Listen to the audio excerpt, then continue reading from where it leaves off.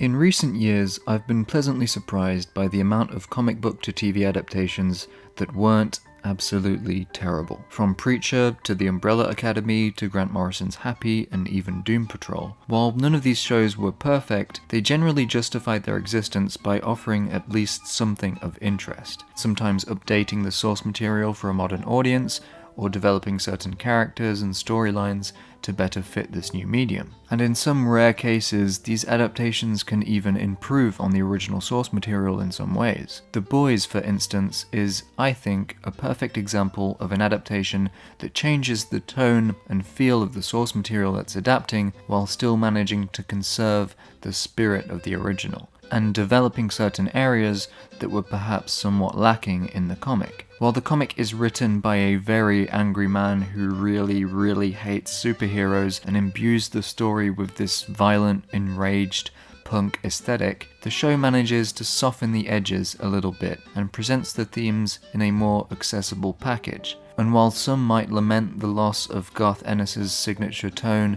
and the transformation of the Scottish conspiracy theorist Huey into a generic nice guy, I believe the adaptation makes up for this by improving on the structure of the original story. Translating the comic book's loose, chaotic structure to a more clear and focused plot progression was definitely the appropriate choice for the medium of television. This isn't to say that the Amazon version is necessarily better than the source material, but its modifications to the original certainly justify its existence. In short, The Boys is a success story when it comes to comic book adaptations. Locke and Key, on the other hand, is not.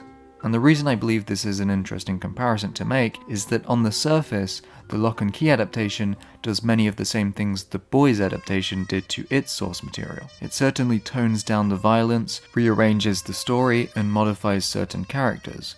But for some reason here it doesn't quite work. So in this video I want to talk about all the things I believe were lost in translation, from page to screen, and why this attempt to change the tone of this particular series ends up erasing the very thing that made the comic book so distinctive in the first place. And I think perhaps the best place to start is the beginning. Let's take a look at the opening scene of the original comic and compare it to that of the Netflix adaptation. Locke and Key is the story of the Locke family, who, after the murder of Randall the father, move out to the old family home in Lovecraft, Massachusetts, where the children of the family, Tyler, Kinsey, and Bodie, come across a variety of magic keys, each with their own distinct abilities. The comic opens with the inciting incident of the story, the murder of Randall Locke. This scene does a great job of introducing our characters efficiently, using page composition and dialogue. The way we're introduced to Tyler is through his reflection as he ponders all the places he'd rather be right now. His reflection changes to suit the places where he imagines himself, surfing in Baja with a guy called Rod Fess, and then at his cousin Oren's place. We immediately understand he's a bit of a moody teen who doesn't really want to be here with his family. From his reflection in the water emerges his little brother Bodie, who presents Ty with a handful of turtle shit. And then we meet Kinsey, who berates Tyler for not helping out with the painting they're doing over at the house. From the way she calls Tyler out for his teen angst and unhelpfulness, and her fashion sense, we get a solid idea of her character as well. All of this in one single page. These opening pages also do a great job of setting up the tone of the series, specifically its graphic nature. Because while this is a story that focuses mainly on the magical adventures of a group of children, it certainly doesn't shy away from truly terrifying instances of violence. This whole opening incident is intercut with scenes from the funeral and the subsequent weeks of the Locke's lives as they move into Key House. This allows us to see the before, during, and after of Tyler's mental state, as we see in brilliantly composed panels like these. The Netflix adaptation, however, opens things slightly differently. We instead get this cold open of a guy we don't know burning himself and his house down using a magical key. Then we jump straight into the next scene, which introduces us to the Lockes, who are driving to Key House. So we start the story slightly later on than we do in the comics. And I'm not against the idea of starting the show off with our characters already moving into Key House and then peppering in flashbacks of Randall's murder throughout the episodes. But that opening scene in the comic throws you right into the middle of this traumatic incident, which immediately pulls the reader in.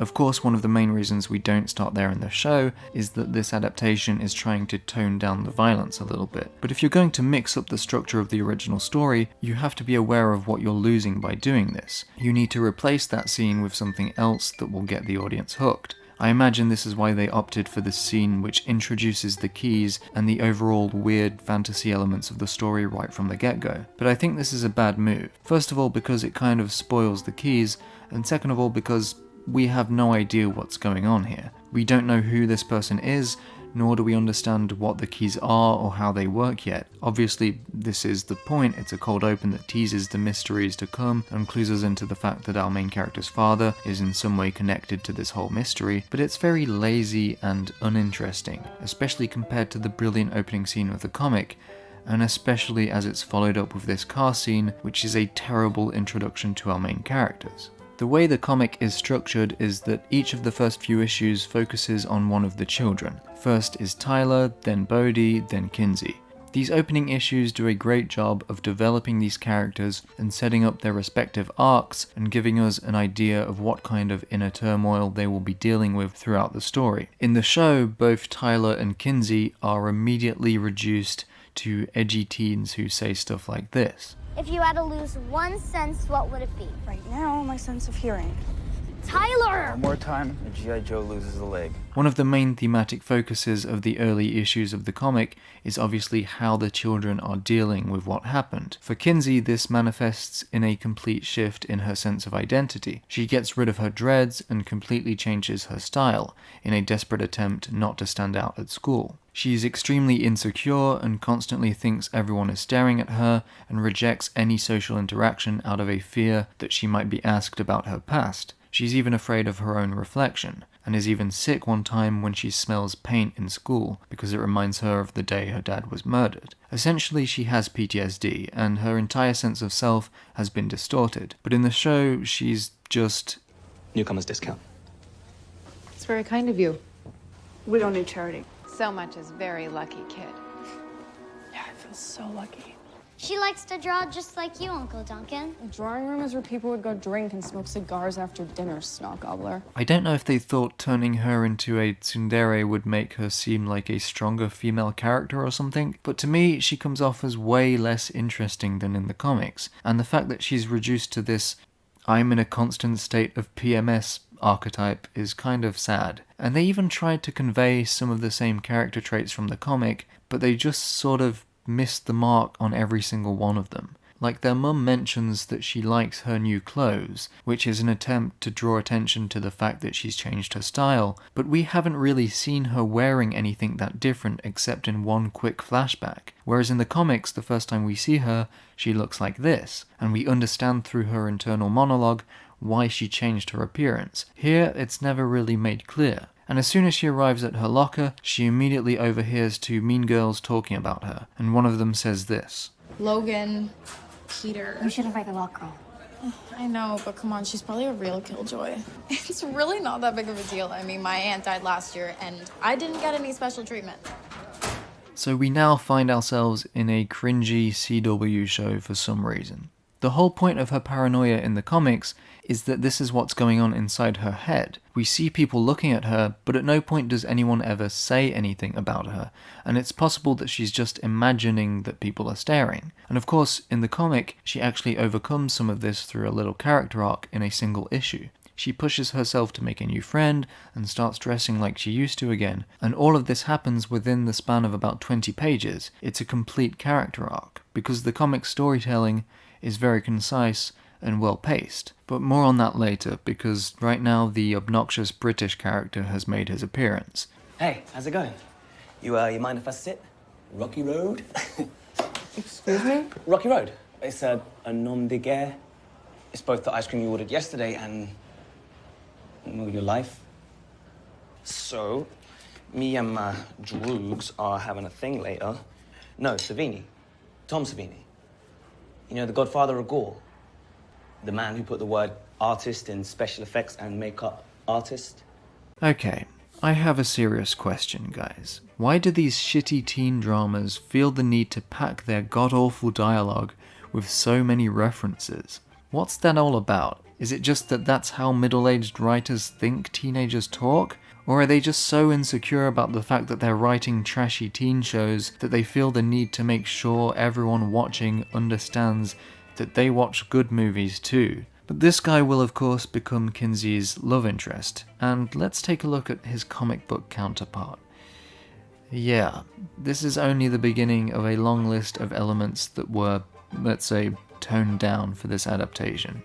The one character who was sort of correctly depicted as an edgy teen in the beginning is Ty, but again, in the comic it never comes off as obnoxious because there's always a layer of complexity underneath the surface. He's obviously using it as a defense mechanism to hide his grief. Like in issue 4, there's this really touching moment where Ty is literally thinking about killing himself because he can't live with what he did anymore, but then Bodhi walks in and asks him to know the end of this dumb knock-knock joke. At first, Ty can't look at him because he's hiding his tears, trying to stay strong for his little brother and not show any signs of weakness, but then he turns around and explains the joke and then decides not to kill himself because his little brother needs him. This doesn't happen in the show, of course. Instead, he just gets drunk with the hockey lads, because in the show he's basically just a moody jock, I guess. Tyler also has a love interest, of course. Her name is... yeah. And some of her character traits are that she...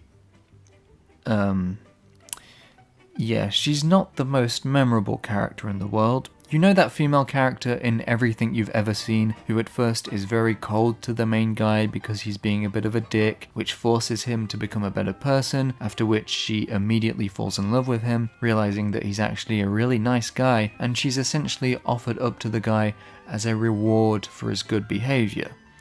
Yeah, she's exactly that. And just like Kinsey's love interest, she's a bit different in the comic. In fact, this character doesn't even exist in the comic. Instead, Ty gets into a relationship with a girl named Jordan Gates, who was kicked out of several different schools and is known as a psycho rich bitch who likes to start fires, and she says shit like this. Professor Cornwell is a fucking bitch-ass dyke. She got all weepy when she called me into the office like she's the one being punished. I oughta set fire to her ethical little Prius.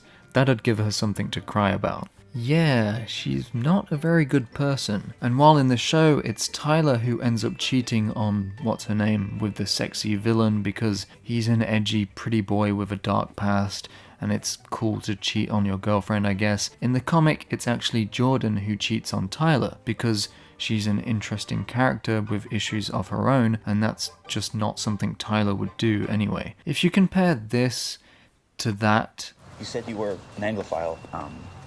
Oh, yes, I did. The reason I say that is because I'm such a huge Jane Austen fan.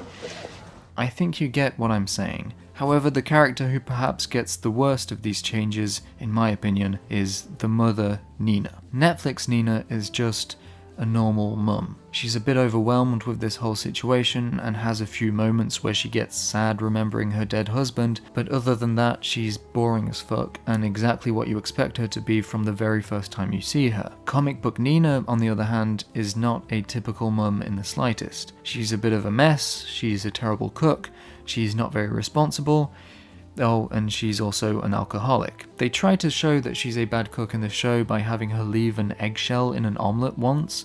This comes off more as her just being stressed out, whereas in the comic it's conveyed very clearly that she's never been a good cook. She's just not that kind of mum. The show version of Nina just feels like any mum character from any show, but the real Nina isn't like that. She comes off more as an older sister or an aunt in the comic. There's one point where she breaks down in the middle of the night and comes into Tyler's room while he's asleep, drinking wine and crying, because there's so much shit going on and she just can't take all the tragedy anymore. And it's Tyler who comforts her and puts her to bed. In the show, she's 6 years sober, always there for the kids, showing up at Tyler's hockey games and having little talks with Kinsey when she notices she's not feeling great. In short, she's way less interesting. And they keep trying to tell us that she's not a normal parent. Well, I really don't mind. I need to get it there by Tuesday, and this kind of organizational stuff isn't really your thing. I don't know. I mean, she isn't really the traditional parent type. Not like my dad was. but this isn't reflected in her actions or how she's being portrayed by the actor. Whereas in the comics, everything about her character design and the way she talks reflects her personality. And in the show, for most of the season, she's just relegated to a sort of detective role as she tries to figure out what happened to her husband and his group of friends way back when. And I kind of understand this decision. They're trying to make her actually contribute to the advancing of the plot in some way, instead of just having her be a complete mess like she is in the comics. But unfortunately, this just makes all of her scenes extremely boring. She just becomes a tool to be used for the plot. And of course, later on she does eventually start drinking again when things get too overwhelming. But it happens like overnight. She goes for a drink at the end of episode 6, and then in episode 7 she's immediately completely shit-faced. It's not a gradual descent into alcoholism like it is in the comics, which makes it feel a bit more, believable. And of course, by the next episode, she's fine again. It's just an easy emotional arc to be overcome. Nothing really that serious. The other missing element from her and every other character is of course the internal monologues, which adds so much to the characterization in the comics. This is excusable, however, because of the limitations of the medium. Having loads of different characters narrating their feelings all the time doesn't really work on a live-action TV show. But this brings me to my next point, and the core difference between these two versions of Locke and Key. In the comic, Joe Hill and Gabriel Rodriguez take full advantage of their medium, whereas this TV show lacks any kind of personality. It just feels exactly the same as any other relatively well-polished modern TV show. Here's a great example of how the medium is used to the advantage of the story in the comic. In the final issue of the 3rd arc, we get an entire self-contained story dedicated to Nina's mental state. At the peak of her alcohol-fueled breakdown, she discovers one of the keys, which opens this cabinet which has the power to fix anything you put inside it. First she uses it to put together a broken stool and a cane, then the plates she broke while drunkenly trying to juggle them in front of her children, and finally, after noticing that the cabinet adjusts its size to suit the thing it's repairing, she comes up with the idea of putting her husband's ashes in there, which of course doesn't really work out. And all of this builds to a devastating climax where she slaps Kinsey, tells Tyler she can't wait for him to grow up and leave the house, and collapses crying as everyone leaves her all alone. And the panels of the comic itself take on the shape of the shattered pieces of Nina's life. It's my favourite issue in the entire comic, and it's great. Another example is the first issue of the next arc, where the comic takes on a completely different art style to reflect Bodhi's childlike worldview. The TV show, on the other hand, doesn't really do anything particularly interesting with its visuals. Oh, let's do the thing where you frame the negative space on the other side of the character. That's how you know it's artsy. It means that the character's sad or alone or something. I don't know, Mr. Robot does it. Oh, let's have a tracking shot following Bodhi around the house on his Heelys. That's cool, right? It's like The Shining. People like tracking shots, right? Of course, the issue isn't that the show attempts to do interesting things visually from time to time. The issue is that 99% of the time it's not doing anything interesting at all. Of course, this is a criticism I can levy at most shows, but the only reason I'm pointing out how visually uninventive this show is because the source material does actually put a lot of effort into its presentation and uses the medium in interesting ways. So even if you don't care about changes to the characters or the plot, you really should care about that, because that's exactly what separates the great works of art from the mediocre ones. And remember when I said the pacing in the comic was a lot better? Yeah, the show really drags, and again, this is a constraint of this medium. The comic is broken down into 6 separate arcs. Each arc is composed of 6 issues, each issue being around 25 pages. Chopping the story up into 25-page chunks obviously entails moving the story along at a faster pace, and concluding each arc within 6 issues means that you get a tightly constructed build-up to a climax that never really slows down, with each arc building the lore little by little and giving just enough time to have entire issues dedicated to developing specific characters here and there. So the show was tasked with rearranging and reconstructing all of these arcs into 10 50-minute episodes in a way that made sense structurally. and the way the story plays out in the show is therefore way different from in the comics. The first act of the comic introduces us to our main characters and their current situation, has Bodhi interact with the woman in the well a few times, and shows us Sam Lesser, the guy who killed their dad, escaping from jail and going after the Locks again while in contact with the well lady who has been planning all of this from the shadows. This all builds to a climax where Sam arrives at Key House looking for 2 of the keys, and the well lady manages to convince Bodhi to give her the Anywhere key, which, you guessed it, can open doors to anywhere, in exchange for helping them defeat Sam. It's very much an introductory arc that forces the characters to relive a similar traumatic experience to the one that kicked off the story. The show, on the other hand, does not move at this same pace. Instead, it spends way more time on high school drama and boring Bodhi antics. Remember that classic scene where Bodhi talks to the autistic kid Rufus about what weapon he should use to fight the woman from the well, and Rufus hands him a fucking bear trap, and then Bodhi goes to the locksmith or something to ask about keys, and the guy gives him a jar full of old keys for some reason, and yeah, it's not the most exciting plotline. One of the things that the boys did such a good job of avoiding was that feeling of just kind of going through the motions of the plot. We see it a little bit with some of the side stories involving the secondary characters, but it's mostly entertaining all the way through and maintains a sense of forward motion. And this is in part due to the fact that the first season of The Boys is only 7 episodes long. But here, every time some dumb conflict between characters arises, it just feels like, oh, here we go. Is this what we're doing now? Oh, Kinsey's mad at Tyler for getting drunk. Oh, Tyler's mad at Kinsey for using the head key to get rid of her sense of fear. Don't worry, I'll explain that in a minute. And all of this conflict in the show has that annoying veneer of filler melodrama that's just being used to pad out the runtime. Whereas because of the way the comic is structured, these conflicts are never dragged out for too long. They don't slow the story down, they contribute to it by making our characters feel more relatable and complex.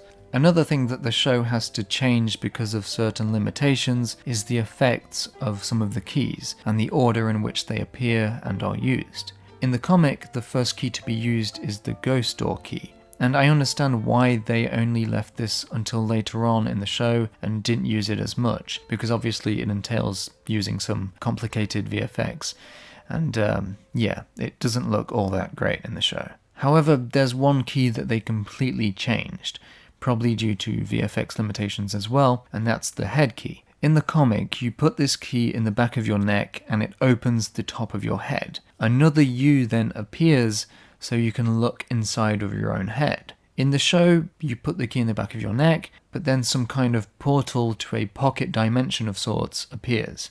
For Bodhi, it's a chest, for Kinsey, it's a revolving door. And then another you appears so you can go in and explore the inside of your mind. So why did they change this key? Obviously they do the whole door to a separate world thing instead of opening up the head, because that would probably be pretty hard to visualize in live action. But my issue is that if you're going to transpose the contents of the head to a portal outside of the head, then why do we need another you to appear? In the comic, the other you appears so you can look inside your own head, which is obviously something you couldn't do with your own eyes. But here in the show, you could just go through the portal yourself. It doesn't require another you to appear. So they change everything except the one thing they should have changed, because it only makes sense within the context of how the key functions in the comic. And also, how lame is this? This is seriously amazing. Compared to this. So fucking lame. I kind of do like how they did the contents of Kinsey's mind a bit better than Bodhi's, with the whole MC Escher style shopping mall.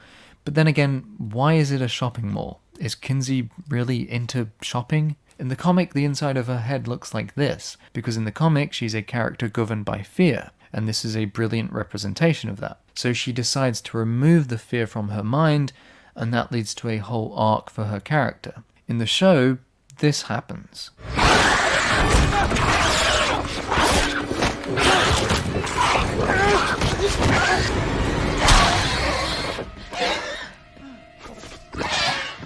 And And then later on, when she realizes she's unable to overcome her fears and anxieties that are preventing her from living a normal life, she decides to drag her fear out of her mind portal, give it a good stabby stab, and then bury it. Now, beyond how just weird this looks, it also doesn't really make sense, because in the show, it hasn't been established that you can remove things from your mind by taking them out of the mind realm thingy.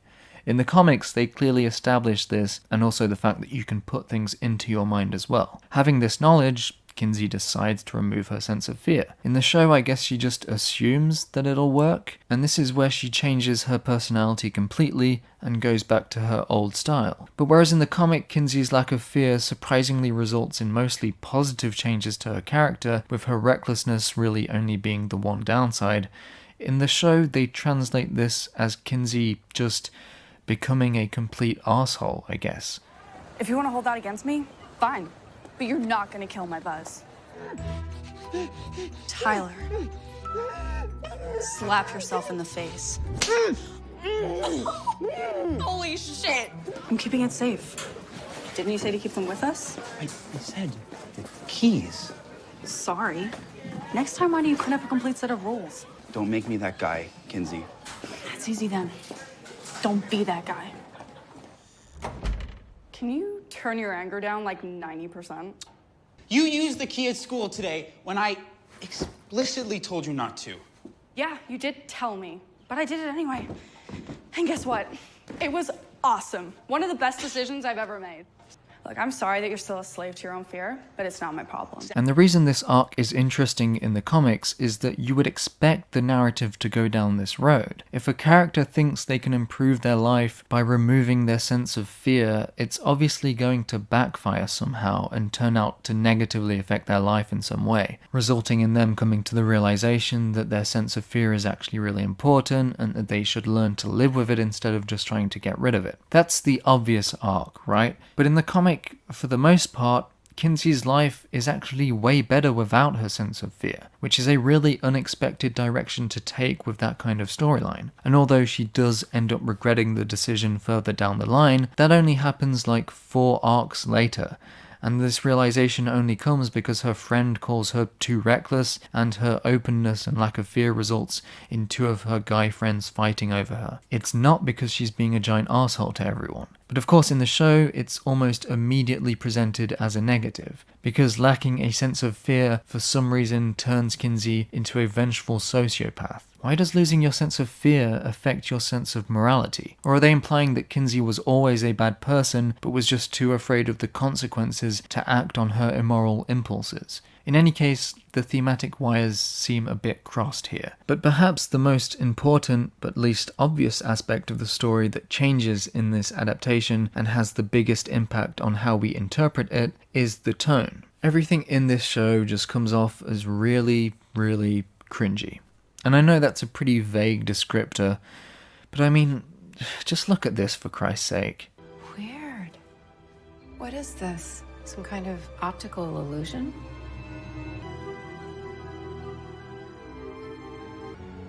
What the hell?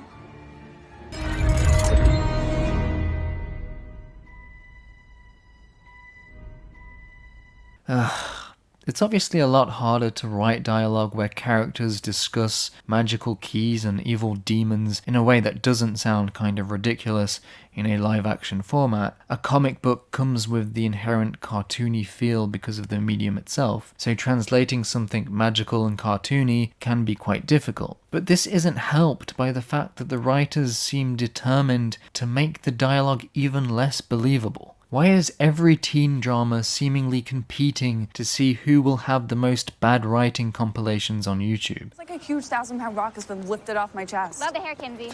Yeah, it looks like Easter came early. Second, this is bologna. I'm vegetarian. And third, I like my bologna just fine, thanks. Bologna doesn't even like itself. It's a self-loathing substitute lunch meat for a self-loathing lunch meat. It tastes like boredom. You don't have to play center to get laid here. Girls love trauma. Dude, you've been through real shit. You know how dope that is to someone who nothing's happened to? Look, we're throwing a party tonight. You should totally come, dude. You and Eden. What, this guy's been here like a day and he's already tapping Matheson's spine. Okay, I swear this was all me. Wish I had your metabolism. I know it's probably because I'm English and sounds like I have the emotional range of a scone. Sorry, Kinsey and Tyler couldn't make it to dinner. Oh, don't sweat it. They're teenagering. Just means more mushu pork fries, right? Brutal. Yeah, that's Chad Garland. All-star dickwad. Sorry.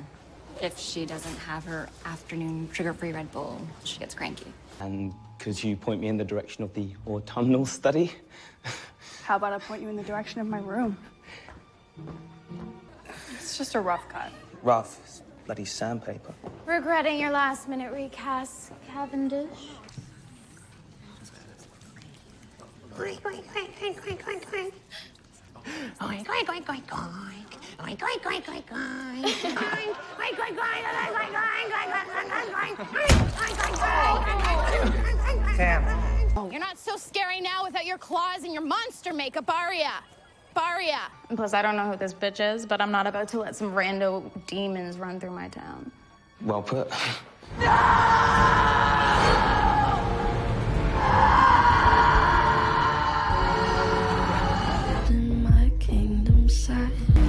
Hello, darkness. My old friend.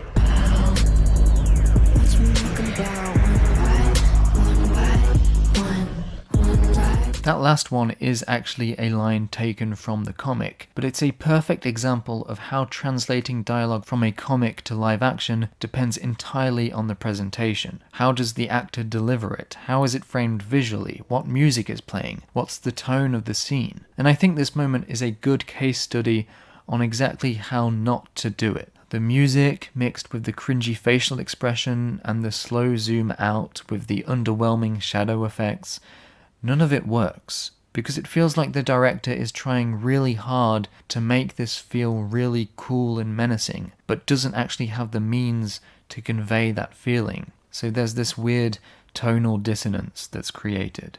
In short, this Netflix adaptation takes what was a fucked up, violent, trippy, bizarre, surreal, and at times really funny take on a young adult fantasy story and turns it into just another young adult fantasy story, leaving behind everything that made it interesting and clinging on to only superficial elements of the plot with none of the charm nor emotional depth of the original. It's essentially a lesson on how not to do one of these modern comic book to TV show adaptations, demonstrating how a restructuring of a comic book story can result in a disjointed amalgamation of multiple arcs with irrelevant melodrama thrown in to fill the gaps. It's also a perfect example of why a story that works in one medium may not be worth adapting to another. There are good reasons why this comic, and to think of other examples, basically anything Alan Moore ever wrote, there are reasons why these works can't be adapted to film or television so easily. The artists who work on these projects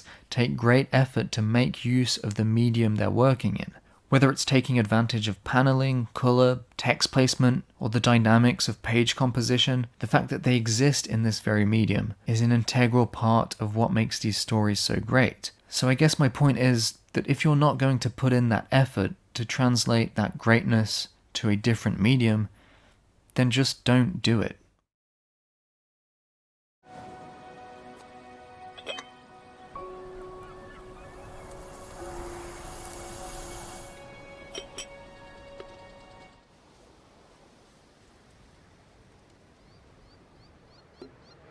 You're home now, Randall.